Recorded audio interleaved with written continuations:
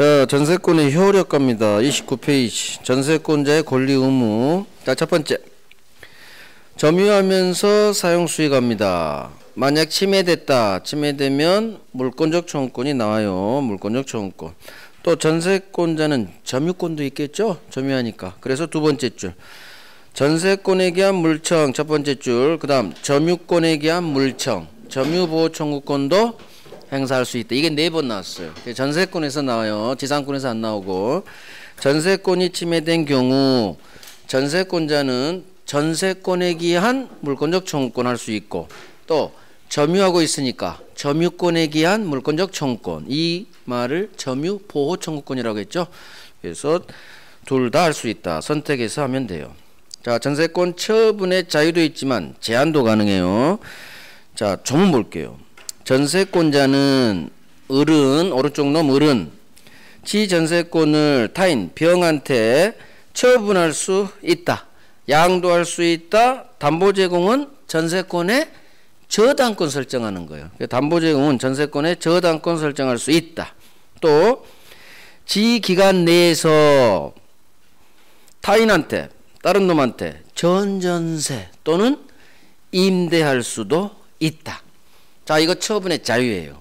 어디 밑줄 긋느냐? 양도 밑줄, 담보 제공 밑줄, 전전세 밑줄, 임대 밑줄 4개가 나와요. 양도할 수 있다.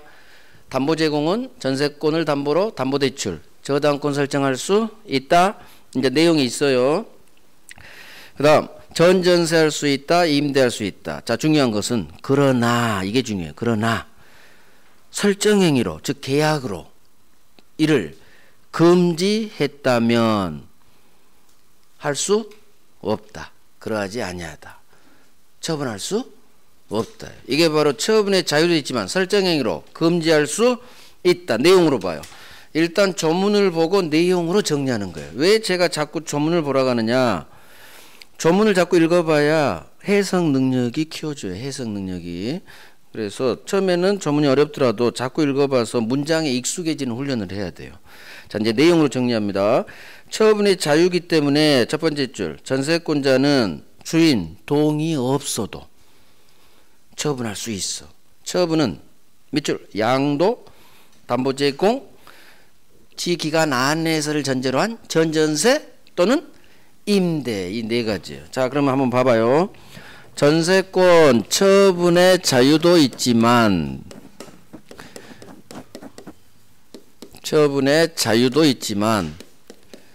이 제목을 외워요. 제한도 가능하다. 제한도 가능하다. 그 제목이 전세권은 처분의 자유와 제한. 자, 처분 팔아제끼는 거 양도. 항상 전세권을 팔았죠. 자, 을이 오른쪽 놈이에요. 을이 현재 이 토지 건물에서 새 살고 있는 전세권자. 왼쪽 놈은 소유자. 소유자를 설정자라고 해요. 자, 을이 기간 2년으로 지금 전세를 살고 있는데 1년쯤 지났는데 을이 미국으로 발령 날 수도 있어요. 미국으로. 그러면 혼자 가고 싶은데 부인이 따라간대. 부인이. 혼자 가면 좋아요? 같이 가면 좋아요? 아, 남자는 혼자 가면 좋아. 가서 마음대로 골프 치고 하니까. 근데 부인이 따라간대요. 그러면 이사 가야 될 거 아니에요. 따라서 이때 방법이 아예 전세권을 주인한테 얘기해서 아예 없앨 수도 있지만 그냥 다른 놈한테 팔아버립니다. 모든 재산권은, 물권 채권은 매매 대상이 돼요. 얘한테 전세권이 이전됐다는 등기가 넘어가면 이 전세권이 을에게서 병으로 양도됐다 그래요. 이놈을 전세권의 양수인 그래요. 전세권을 산 놈, 전세권을 양도받은 놈, 양수인. 이게 전세권을 처분한 거예요. 그래서 처분은 항상 팔아제끼는 거. 전세권 팔고 갈 수도 있어요. 대신 두 번째 방법. 남은 기간 1년 동안 병한테 판 게 아니라 네가 남은 기간 1년 들어와서 살아. 이걸 전전세 한다고 그래요. 전전세라는 건 뭐냐? 고를 전자예요. 지가 전세권자인데 지가 한 번 더 전세를 내요. 전전세. 임대차에서는 전대차 그래요. 전전세는 을하고 병하고 전전세권 설정 계약을 해요. 전전세권을 설정해 준다는 설정 계약을 하고, 이건 전전세권이라는 물권이기 때문에 반드시 병은 지한테 전전세권이라는 물권이 설정됐다는 등기를 해야만 병은 전전세권이라는 물권을 취득해요.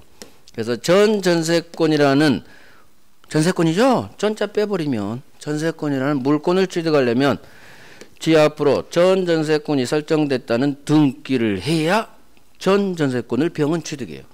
이런 방법으로 존속기간 안에서 전전세, 이건 물권으로 병한테 세를 주는 거고, 채권으로 임대할 수도 있어요. 얘한테 임차권이라는 남은 게 1년 동안 임차인으로 살아. 이게 채권으로서 임대. 전전세는 물권으로서 전세권을 을이 주는 거예요.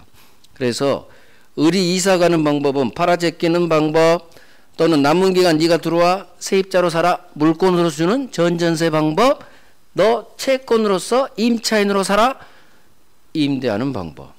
그래서 우리 법 규정에 전세권 처분과 관련된 단어는 양도할 수 있다, 전전세할 수 있다, 임대할 수 있다. 이 중간에 끼는 게 아까 했죠? 전세권 담보로, 담보대출. 전세권을 담보로 저당권 설정할 수가 있어요. 은행에 가서 저 1억이 필요해요. 1억이. 그러면 은행이 담보 주세요. 그래요. 을은 제 소유 부동산이 없는데요. 그래요. 그러면 지금 어디 사세요? 저 전세 살아요. 그럼 우리 그것도 돼요. 그래요. 전세권도 우리가 담보 잡아줘요. 전세권은 무슨 가치가 있어요? 전세금 있죠? 이 전세금 3억 가치가 있다는 얘기예요. 그래서 전세권을 담보로 담보대출이 된다. 그래서 항상 담보제공, 법조문은 담보제공인데 시험은 담보제공으로 안 나와요. 저당권 설정할 수 있다. 그래서 권리의 저당권이 되는 건 전세권하고, 외워요? 지상권. 지상권하고 전세권만 담보 잡아줘요. 법이 둘만 허용해요. 그러면 시험이 뭐가 나오겠어? 지역권에는 담보대출이 안 돼요. 지역권은 안 잡아줘요. 왜? 법이, 물권은 법정주예요. 물권은 법이 정한 대로 움직입니다. 따라서 우리 법이 권리에는 저당권 설정 가능한 게 딱 두 개. 지상권하고 전세권에만 저당권 설정할 수 있다. 법조문으로 박아버렸어요. 법조문으로. 지역권에는 저당권이 안 된다. 이게 다 시험에 나온다는 얘기예요. 그래서 처분, 전세권 처분과 관련해서는 법조문 그대로 팔아 제낄 수 있다. 양도, 담보 제공, 저당권, 담보대출 일으킬 수 있다. 저당권 설정할 수 있다. 그 다음 존속기간, 남은 기간 안에서 물권으로서 세주는 전전세 또는 채권으로서 세주는 임대할 수 있다. 자, 중요한 것은 제한이지. 제한. 자유란 얘기는 이 네 가지, 양도, 저당권 설정, 전전세, 임대와 같은 처분할 때 설정자 동의가 필요 없다는 얘기예요. 설정자가 즉 주인 동의 없이도 팔아제낄 수 있어요. 자, 그러면 주인 입장에서 내가 세 준 사람은 을인데 중간에 1년 살다 어느 날 가보니까 내가 모르는 병이 여기서 살고 있는 거예요. 너는 누구니? 주인이 병한테 물어보니까 저는 을한테 전세권을 사서 들어온 사람이에요. 갑이 그러죠. 내가 허락 안 했는데 나가 할 수 있느냐 문제예요. 내가 허락 안 했는데 왜 니들 마음대로 내 집에서 세입자 바꿔치니? 얘가 보니까 애가 다둥이야. 다둥이 10명 살아. 뭐 갑이 한번 찾아가 보니까 애들이 바글바글. 그럼 주인은 화가 나요 안 나요? 나지. 지금 다 뭉개고 있는데 집을. 주인 입장에서 애가 많으면 별로 안 좋잖아요. 자, 막을 수가 없어요. 처분의 자유기 때문에. 자, 이걸 막으려면 애초에 계약할 때 설정행위로. 설정행위가 계약이에요. 전세권 설정할 때, 처음에 계약할 때 너 중간에 처분하지 마. 특약을 걸어야 돼. 이게 가능해요. 그래서 세입자가 바뀌는 걸, 자기 의사와 다르게 바뀌는 걸 원하지 않는 주인이라면 전세 계약할 때 설정행위로, 즉 계약행위로 이와 같은 처분하는 걸, 이 네 가지 행동, 처분하는 걸 금지할 수 있다. 설정행위로 금지할 수 있다. 이게 지상권하고 다른 점이에요. 지상권은 금지가 불가능해요. 금지 특약 무효야. 하지만 전세권은 가능해요. 그래서 그대로 외워야 돼. 뭘 외우느냐? 이 단어를 외우면 돼요. 전세권은 처분의 자유도 있지만, 자유 하면 이게 떠오르면 돼요. 동의 필요 없다. 항상 자유. 그 다음에 제한, 금지도 가능하다. 이게 지상권하고 비교하면서 지상권하고 다른 점. 처분의 자유도 있지만, 자, 그래서 자유, 제한의 동그라미 빵 들어가는 거예요. 제목을 외우는 거예요. 전세권은 처분의 자유도 있지만 제한도 가능하다. 설정행위로 금지할 수 있다. 거기 밑줄 빵 들어가는 거예요. 이게 나와요. 설정행위로 금지할 수 있다. 자, 전세권의 저당권 담보대출 일으킬 수 있다. 자, 수선 의무 법조문 그대로 나와요. 전세권자의 유지 의무, 유지 수선 의무. 자, 전세권자는 목적물, 이 전세 목적물의 부동산의 현상을 유지하고 그 통상의 관리에 속한 수선을 하여야 한다. 누가 수선해야 고장나면? 주어, 전세권자는. 이걸 전세권 설정자는 이렇게 장난쳐요. 수선은 누가? 전세권자가 합니다. 그래서 아까 전세권자의 권리 의무 중 세 번째, 수선 의무는 전세권자가 부담해요. 자, 내용 봐요. 전세권자는 이 조문 그대로 나와요. 현상 유지하고 통상 관리에 속한 수선을 해야 된다. 그러면 조문이 길면 단어로 외워야 돼. 수선 의무 전세권자에게 있다. 이렇게 외우는 거예요. 전세권자가 수선한다. 자, 두 번째는 안 할 거예요. 1월 달에. 지금 하면 너무 시간이 가요. 자, 전세권의 소멸 갑니다. 소멸.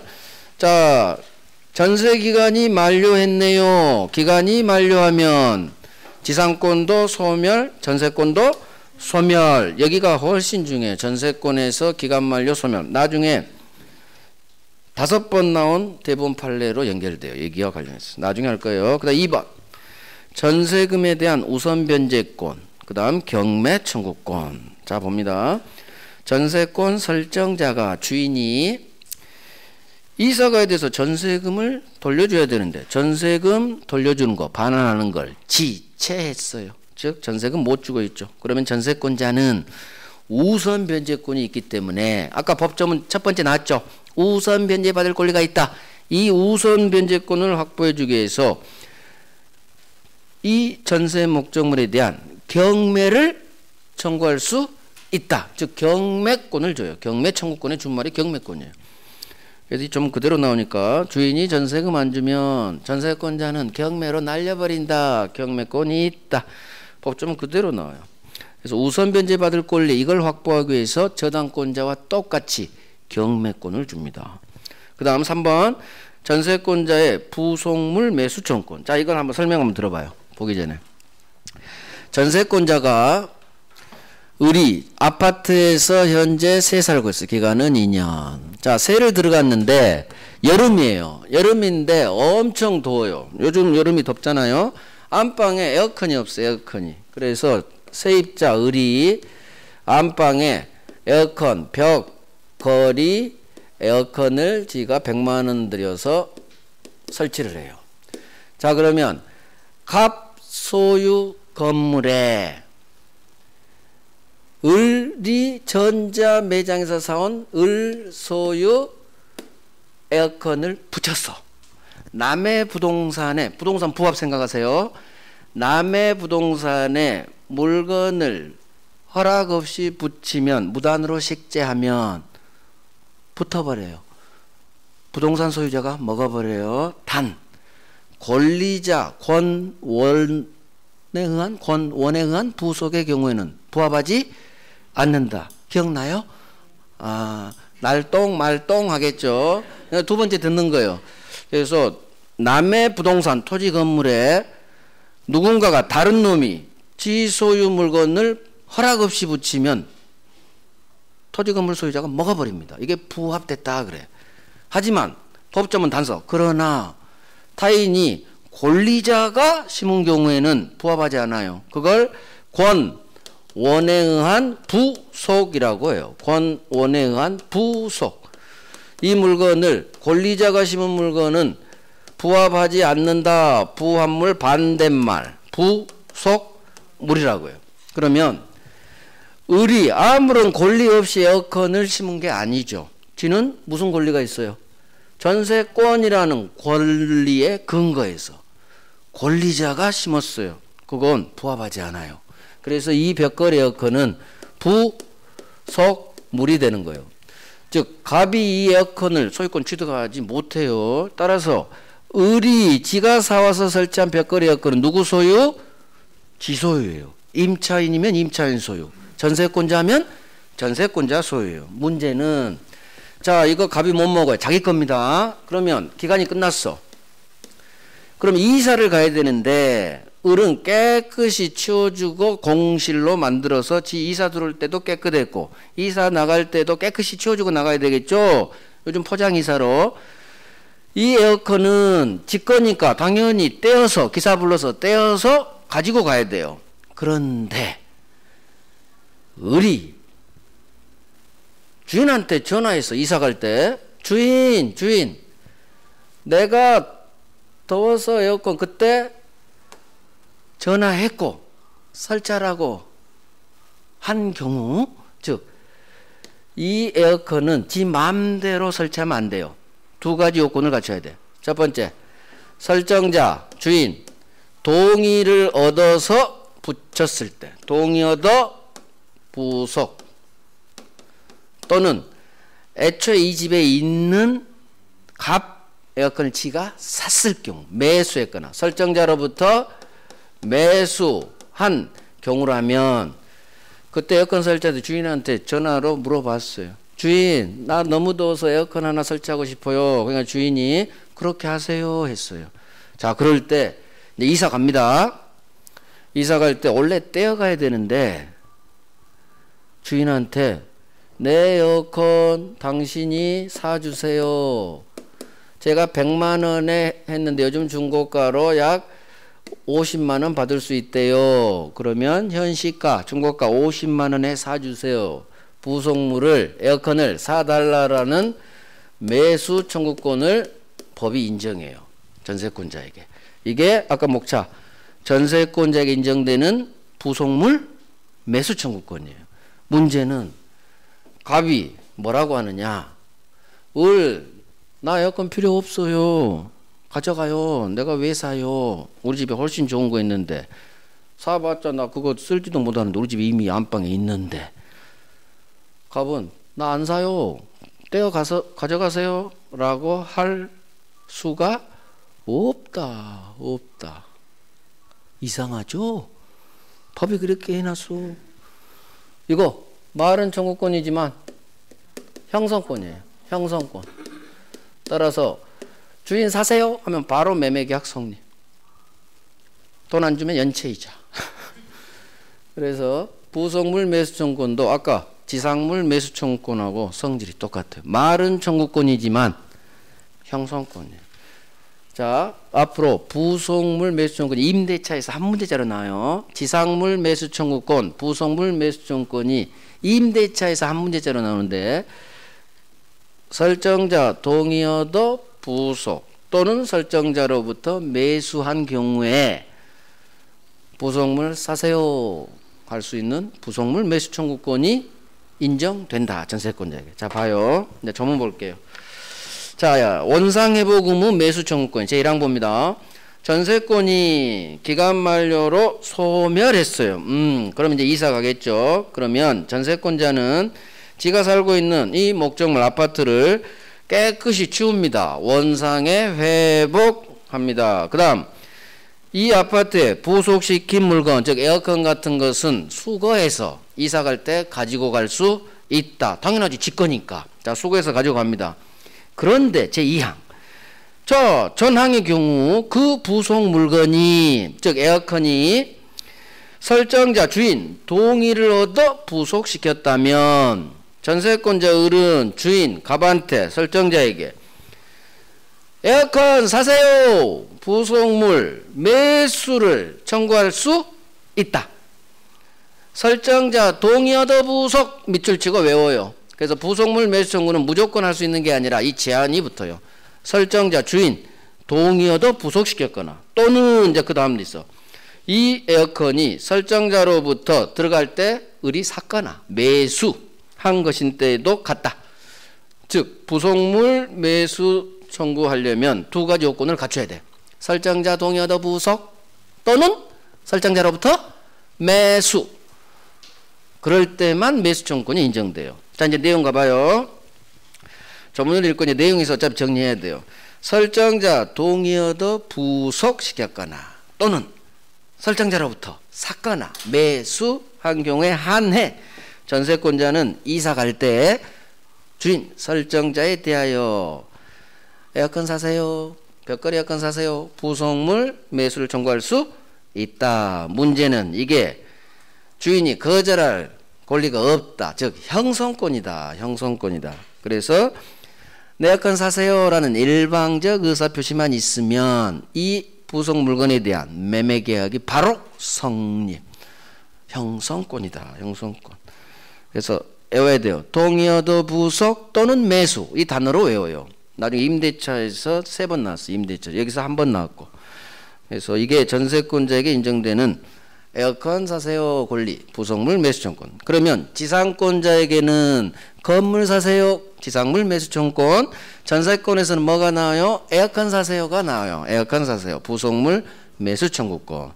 그래서 이런 단어를 익숙해지면 돼요. 자, 이렇게 해서 우리가 용익물권, 지상지역 전세권을 봤어요. 전세권이 법 전문도 많고 좀 많이 복잡해요. 나중에 하나씩 해 나가면 돼요. 자, 이제 담보물권 갑니다. 담보물권. 우리가 지상지역 전세받고 채권 담보를 위한 담보물권에 유치권하고 저당권이 있어요. 자, 첫 번째 볼게.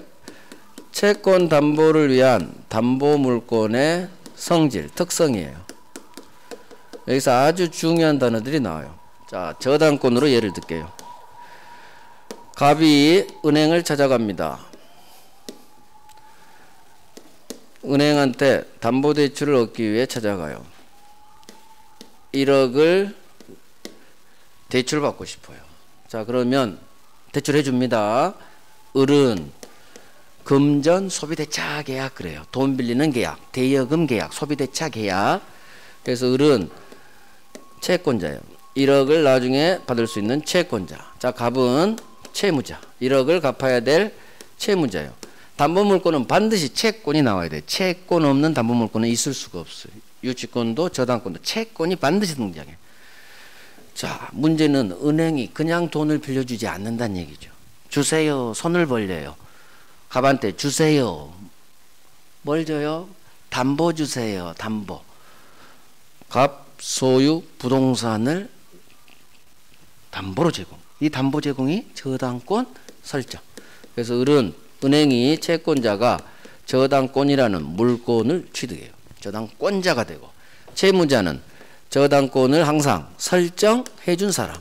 항상 왼쪽 놈 소유자가 지소유 부동산을 담보로 제공해 준 설정자. 자, 저당권의 객체 대상은 부동산만 돼요. 부동산. 따라서 토지 또는 건물. 동사는 저당권이 안 돼요. 반드시 저당권은, 이거 저당권에서 할 내용이지. 지금 이걸 할 내용이 아니지. 저당권에서 할게요. 지금 이제 담보물 특성해야 되니까. 자, 반드시 채권이 있어야 저당권이 태어나요. 일단 저당권은 서로 갑과 을이 계약을 해야 돼요. 저당권을 설정한다는 저당권 설정 계약을 하고, 계약만으로는 절대 물권 취득 못해요. 자기 앞으로 저당권이 설정됐다는 등기를 을은 꽂아야만 저당권이라는 물건을 취득해요. 자, 이 저당권이라는 채권, 담보를 위한 담보 물건은 반드시 채권이 있어야 돼요. 이 채권을 돈 받을 걸 위해 존재하는 게 저당권이에요. 이유, 저당권은 얘가 돈을 받지 않으면 자기 채권에 대한 우선 변제권이 있어요. 이 우선 변제권을 위해 똑같이 아까 봤던 경매권이 있어요. 그래서 저당권은 왜 은행이 저당권을 설정하느냐? 채권, 돈 받으려고. 그래서 채권이 주인이고 저당권이 종이에요. 담보물권이 종된 권리예요. 주인은 채권이야, 채권. 채권 확보를 위해서 건물 소유 목적으로 지상권, 요역지 소유를 위해 지역권, 다 윗놈이 주인이에요. 이 윗놈, 채권을 위해 아랫놈이 존재하는 거야. 그래서 채권이 주, 저당권이 종된 권리, 주종의 관계가 있어요. 여기서 나오는 성질이 첫 번째, 부종성. 주종의 관계에서 부종성이 나오고, 두 번째, 수반성. 부종성, 수반성. 세 번째, 일단 단어 볼게요. 불가분성. 단어만 볼게요. 물상, 대위성. 이 네 가지 담보물건에 있는 특성이라고요. 부종성, 수반성, 불가분성, 물상대위성. 이 개념만 이해할 거예요. 자, 부종성이 뭐냐? 채권이 있어야 담보물건, 저당권이 태어난다. 만약 이 채권을 피담보 채권이라고 하는데, 담보가 있는 채권을 피담보 채권이라고 해요. 앞으로 계속 들어요. 피담보 채권은 저당권이 설정된 채권을 말해요. 돈 빌려주면서 저당권을 설정하지 않은 채권을 그냥 일반 채권 그래요. 피담보 채권, 담보가 없는 채권을 일반 채권 그래요. 이 사람들을 일반 채권자. 근데 저당권을 박은 사람은 저당권자가 되는 거예요. 자, 이걸 피담보 채권이라고 하는데, 저당권과 같은 유치권도 마찬가지예요. 담보물권은 반드시 채권이 있어야 태어나요. 만약에 갑이 나중에 1억 갚았어요. 변제했다고 그래. 그러면 채권은, 채무자가 돈을 갚으면 채권은 소멸해요. 돈 갚으면 채권은 소멸. 그러면 주인이 죽으면 종놈도 같이 죽어요. 이게 부종성이에요. 부종성은 성립과 소멸에 대해서 운명을 함께해. 채권이 있어야 저당권도 태어나고, 채권이 죽으면 저당권도 같이 소멸. 운명을 같이 한다. 이게 부종성이에요. 채권 주인하고 종놈은 운명을 같이, 성립과 소멸을 운명을 같이해요. 그래서 채권이 있어야만 담보물권은 태어나고, 채권이 소멸하면 저당권도 같이 소멸하는 성질, 즉 주인하고 종놈이 운명을 같이 하는 성질, 이걸 부종성이라고 해요. 부종성. 자, 수반성은 뭐냐? 넓은 의미에서 부종성인데, 수반성은 저당권을 병한테 양도할 때 나오는 말이에요. 양도, 이전 측면의 부종성이야. 자, 채권하고 저당권은 함께 팔아야 돼요. 함께. 운명을 같이 해야 되죠. 주인하고 종놈은 부종성에 따라 운명을 같이 해야 돼요. 운명을. 같이 움직여야 돼요. 따라서 만약에 을이 채권은 놔두고 저당권만 만약 일을 옮겼다고 해봐봐. 병한테 채권은 안 팔고 저당권만 이전 등기 통해서 넘겼다. 그러면 어떤 문제가 발생하냐? 병이란 놈은 채권은 안 샀죠.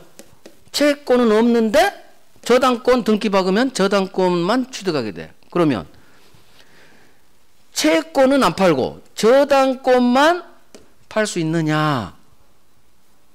저당권, 채권 없는 저당권이 있을 수가 없어요. 그래서 채권하고 저당권은 함께 팔아라. 함께 수반해서 넘겨라. 이게 수반성이에요. 그래서 특별한 말이 없으면 주인이 팔리면, 채권이 팔리면 종놈도 쩔쩔쩔 쫓아가요. 이게 이전성이에요. 아니 수반성이에요. 이전 측면의 부종성이 수반성이에요. 수반성은 채권하고 주인과 종놈은 함께 이전해라, 함께 팔아라 그거예요. 여기서 주인이 팔리면, 채권이 이전되면 종놈인 담보물권도 저당권도 같이 이전, 이 성질이 같이 수반해서 주인이 팔리면 특별한 말이 없으면 저당권도 같이 넘어가요. 왜?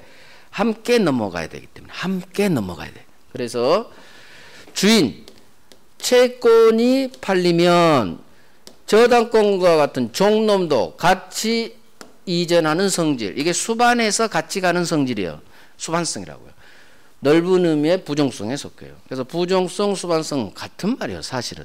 이전 측면의 부종성이 바로 수반성이에요. 파는 측면에서.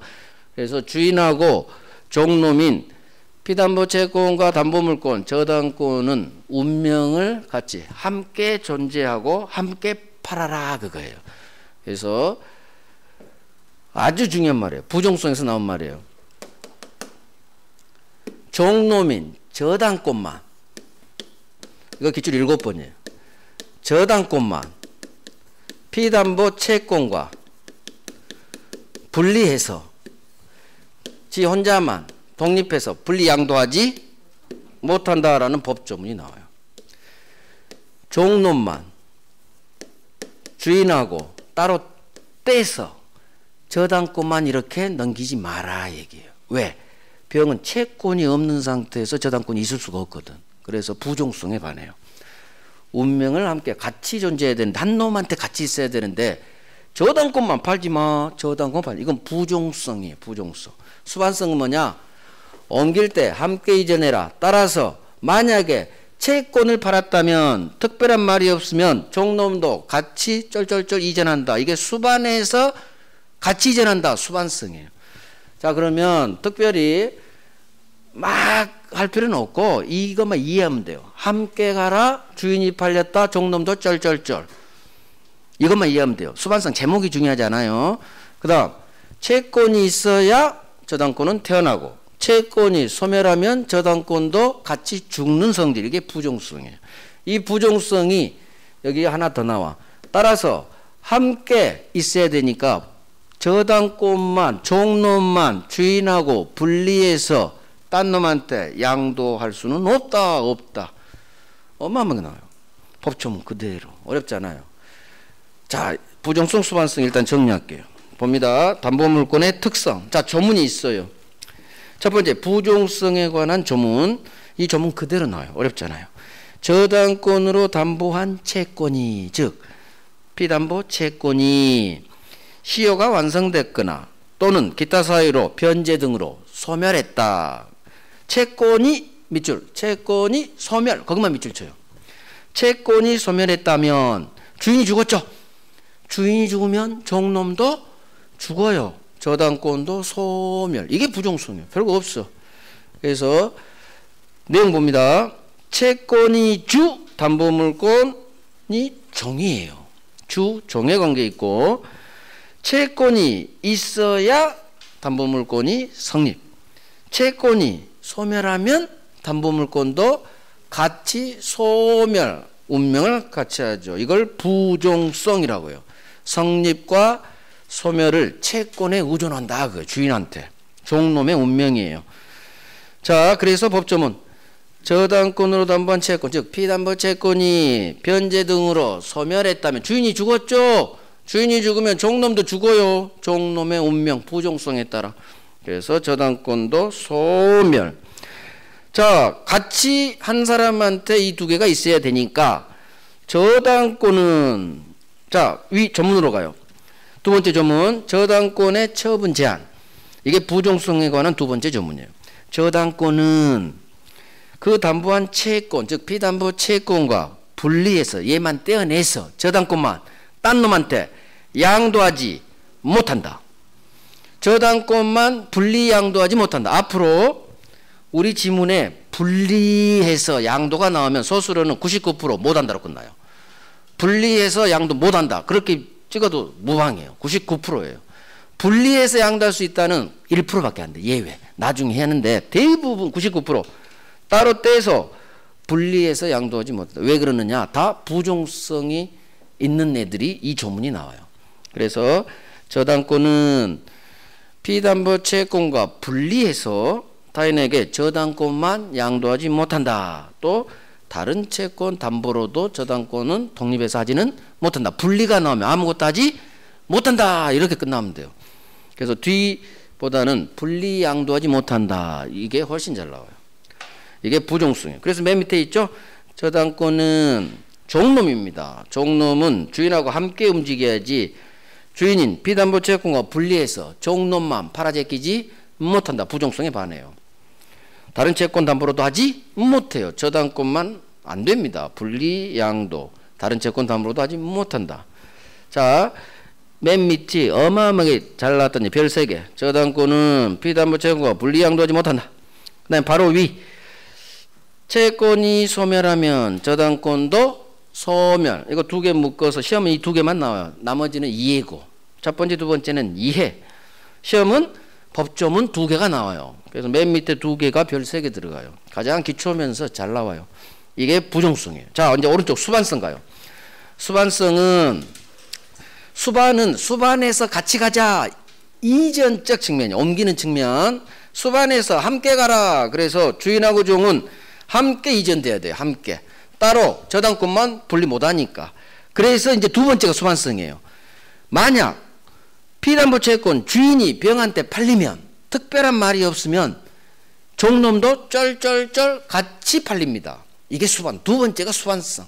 수반에서 종놈 담보물권도 함께 같이 이전하는 성질. 이게 수반에서 같이 간다. 수반성이. 말이 되게 어려워요.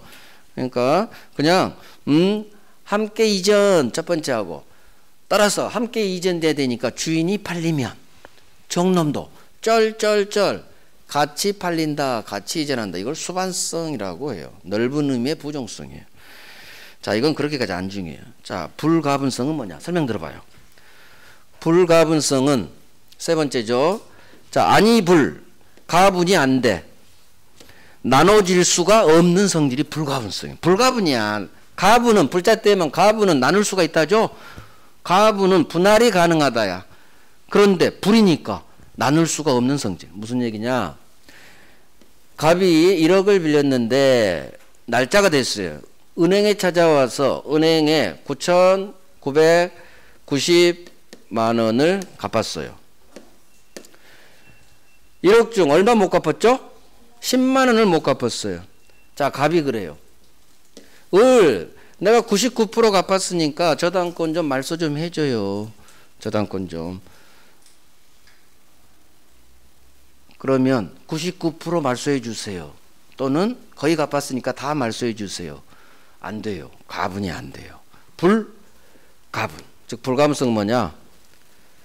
이론이라도 변제가 안 되면 소멸하지 않아요. 경매로 날려버릴 수 있어. 즉 채권 전부 이 말이 들어야 돼요. 채권 전부 변제 받을 때까지 돈 다 받을 때까지 저당권 담보물권의 힘은 목적물 전부에 미치는 성질. 전부예요. 즉 돈 다 갚을 때까지 일부 갚았다고 해서 그 범위로 줄어든다거나 가분이 안 된다는 얘기예요. 무조건 전부 받을 때까지 담보물권 유치권도 마찬가지예요. 유치권에서 법정 나와. 전부 다 돈 갚을 때까지 이 담보물권, 유치권, 저당권의 힘은 목적물 전부에 미쳐요. 그래서 전부를 경매로 날려버릴 수도 있고 유치할 수도 있어요. 이론 안 주면 승용차 100만 원 중 10원을 안 줬어. 10원 부족하 돼. 그러면 나 10원 가져올 때까지 못 돌려드립니다. 유치권 전부를 행사할 수 있어요. 그래서 전부야. 불가분 나눠지지 않아요. 전부 다 돈 받을 때까지 담보물권의 힘은 목적물 전부에 미치는 성질. 자, 봐요. 불가분성 유치권의 법조문이 있어요. 유치권의 불가분성. 이 조문을 저당권에서 갖다 써요. 준용한다 그래요. 자, 유치권자든 저당권자든 담보물권자는 지채권 전부 변제받을 때까지 목적물 전부에 대해 지 권리를 행사할 수 있다. 그러니까 돈 1원이라도 안 갚으면 분할해서 말소 돌려주소 이딴 거 할 수 없어요. 채무자는. 전부 이것만 기억하세요. 전부 다 받을 때까지 담보물권의 힘은 목적물 전부에 대해 미치는 전부 이 느낌만 가지고 있습니다. 이걸 불가분성 일부가 갚았다고 해서 일부 줄어드는 게 아니다. 불가분성이에요. 불가분성. 그래서 유치권자든 저당권자든 담보물권은 돈 전부 받을 때까지 목적물 전부에 대해서 그 힘이 미치는 성질 이걸 불가분성 그래요. 가분이 아니다. 전부 갚아 이렇게 이해하면 돼요. 전부 갚아. 자 마지막 물상대 있습니다. 가장 중요한 게 4번이에요. 물상대 있어. 자 설명 한번 들어봐요. 저당권에서만 나와요. 유치권에는 없어요. 물상대는 뭐냐? 은행이 담보로 잡은 이 건물인데 자 건물은 누가 사용하느냐? 저당권은 등기만 받지 점유를 이전받지 않아요. 저당권의 성질 은행은 담보로 잡은 이 토지 건물에 등기만 꽂아냈지 점유 이전을 받지 않아요. 그래서 저당권도 점유하지 않아요. 지역권하고 똑같아요. 그러면 채무자인 소유자, 설정자가 이 건물에서 살고 있어요. 사용합니다. 즉 여기다 부동산을 입혔다는 얘기는 얘가 점유하면서 여전히 사용한다는 얘기예요. 문제는 이 건물이 멸실해버렸다는 얘기지. 자, 담보로 잡은 건물이 화재로 멸실했다고 해봐요. 그러면 목적물이 멸실하면 물권은 소멸해요. 목적물이 멸실하면 물권 공통 소멸사유. 첫 번째, 목적물의 멸실. 담보로 잡은 저당권의 목적물이 멸실, 화재로 사라지면 소유권도 소멸, 저당권도 소멸. 그러면 은행으로서는 담보 잡은 부동산이 화재로 날아가면 절제 담보를 잃어버려요. 그럴 때 법이 이 저당권자를 위해서 이 힘을 줘요. 어떤 힘이냐? 갑이 화재보험에 들어놨다는 얘기예요. 이 건물에. 건물이 화재로 불타니까 갑이 보험회사로부터 보험금을 받게 되네요. 보험금 주세요 라는 보험금 채권이 발생해요. 보험에 들어놨을 때요. 보험 안 들었으면 뭐 끝장난 거고 얘는. 근데 다행히 지채무자가 보험에 가입해서 건물은 불이 나서 사라졌지만 보험금 1억이라고 하죠. 보험금 1억을 받을 수 있더라. 그러면 이 저당권의 힘이 얘가 돈을 안 갚으면 이 부동산을 경매로 날리서 회수하는데 건물이 멸실했을 때 설정자가 보험회사로부터 받는 이 보험금의 저당권의 힘을 미치게 해요. 그래서 저당권자가 갑이 보험회사로부터 받을 이 보험금에 들어가서 자기가 땡겨버려요. 이걸 물상대위라고 해요. 자, 물상대위가 뭐냐? 이 물건은 가치 변형물이에요. 즉 목적물 대신 발생한 물건이에요. 가치가 변형된 물건, 보험금을 말해요. 가치 변형물인 보험금 윗상, 보험금 위로 저당권자가 대신 들어갈 수 있는 성질이에요. 목적물 대신 설정자가 받게 되는 가치 변형물, 보험금에 저당권이 이미 미치는 성질이에요. 이걸 물상, 물건 위로, 가치 변형물 위로 대신 들어간다. 물상대위성 그래요. 말이 어렵죠? 한자로 풀어야 돼. 이 물건은 목적물이 아닌 가치가 변형된 물건, 즉 보험금 생각해요. 사례를 기억해야 돼요. 물상대위가 뭐냐? 건물이 멸실됐네요. 근데 다행히 이놈이 보험금을 받네. 그러면 저당권의 힘이 이 보험금으로 힘이 들어가는 성질. 그래서 보험금 받을 걸 은행이 착 우선 변제를 받아버려요. 이걸 물상대위성 그래. 자, 봅니다. 법조문. 이거하고 마칠게요. 저당권은 저당 목적물이 멸실됐어요. 밑줄, 멸실. 그 다음에 공용징수 밑줄. 두 개만 밑줄하면 돼요. 저당 잡아놓은 이 부동산이 멸실, 화재로 불탔거나 또는 토지인데 국가로부터 수용당했어. 공용징수가 토지 수용을 말해요.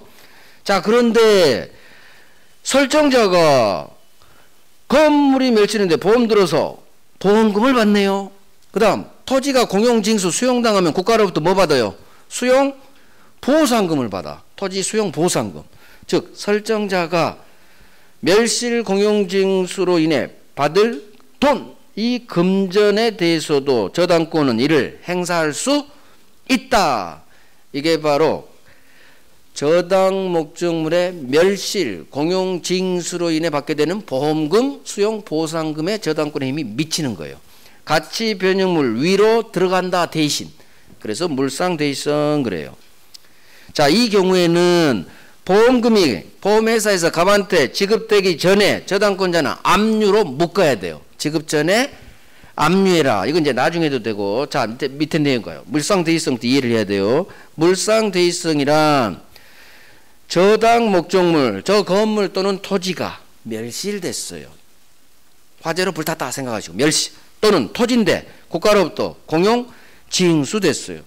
그런데 다행히 갑이 보험에 드러나서 설정자가 받을 금전 기타 물건, 즉 가치 변형 물건이에요. 여기에 저당권의 효력이 미치는 것. 자, 밑에는 하지 않습니다. 그래서 담보물건이 가지고 있는 유치권하고 저당권이 가지는 네 가지 특성인데 정확히 얘기하면 물상대의성은 나중에 하겠지만 저당권에만 인정되고 유치권에는 인정이 되지 않아요. 이건 이유는 나중에 얘기해 드릴 거고, 어찌됐든 담보물건의 특성, 부종성, 수반성, 불가분성, 물상대의성이 있다. 부종성이라는 단어가 제일 중요해요. 부종성 아주 잘 나와요. 불가분성이 제일 안 중요해요. 부종성, 수반성이 제일 중요해요. 그래서 부종성이 뭐냐? 채권이 주인. 저당권은 이 채권 확보를 위해서 존재하는 종된 권리예요. 채권을 위해서 은행은 저당권을 설정하는 거예요. 채권이 이 채권을 담보가 설정된 채권, 담보가 있는 채권, 피담보 채권이라고 하고, 부종성이라는 게 뭐냐? 채권이 있어야 저당권이 태어나고, 채권이 어떤 사유로 소멸하면 종놈도 운명을 갖죠. 같이 소멸, 운명을 함께한다. 성립과 소멸에 그대로 종놈은 의존해, 주인한테. 주인이 있어야 나도 태어나고 주인이 죽으면 나도 죽어요. 불쌍한 종이에요. 부종성. 자, 수반성은 뭐냐? 그래서 부종성에서 한 놈한테 같이 있어야 되니까 저당권만 따로 떼서 딴 놈한테 분리 절대 양도하지는 못한다. 이게 제일 많이 났어요. 여기서 저당권만 피담보 채권과 분리해서 지 혼자만 양도 못해요. 이걸 인정해주면 채권이 없는 저당권이 생겨요. 그래서 허용하지 않는 거예요. 반드시 함께 이전해야 돼. 그래서 이제 소환성이 나와요. 을이 채권을 팔 때는 또는 저당권을 팔고자 할 때는 따로 떼서 안 돼. 함께 채권과 저당권은 함께 팔아라. 함께 팔아야 돼서 만약에 주인 채권만 팔았으면 특별한 말이 없으면 종놈도 쩔쩔쩔 같이 수반해서 같이 이전하는 성질, 이걸 수반성이라고 해요. 그래서 제목이 중요한 게 아니라 주인이 이전하면 종놈도 같이 이전하는 성질, 이걸 해야 돼요. 제목이 중요하지 않아. 제목은 절대 나온 적 없어. 이 내용만 나, 내용이. 그래서 함께 이전해라. 또 주인이 팔리면 종놈도 쩔쩔쩔 같이 이전한다 하면 맞는 지문. 항상 제목이 부종성이 안 나와요. 피담보 채권이 있어야 성립. 피담보 채권이 소멸하면 저당권도 소멸. 이게 시험에 나와. 이걸 부종성이라고 한다. 부종성. 그래서 부종성이란 말은 이제 지상권에서도 나올 거고, 다 주종의 관계 있죠. 지역권도 나오고 전세권도 나오고 유치권도 나오고 다 나와요. 그래서 저 단어를 할 뿐이 시험은 내용이 나옵니다. 내용. 그래서 수반성은 주인이 팔리면 종놈도 쩔쩔쩔 이전한다. 불가분성이 제일 안 나와요. 30년에 2번 나왔으니까. 얘들은 이것만 해도 한 7번 나왔으니까. 그러니까 잘 나온 놈이 잘 나와요. 그래도 간혹 나오니까 하긴 해야 돼. 불가분야. 분리가 안 돼요. 분할이 안 돼. 무슨 얘기냐? 전부 돈 받을 때까지 내 힘은 목적물 전부에 미쳐요.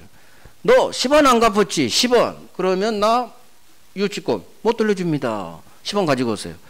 10원을 안 갚으면 저당권의 힘이 전부에 미쳐요. 그래서 목적물 돈 전부 받을 때까지 담보물권의 힘은 목적물 전부에 미친다.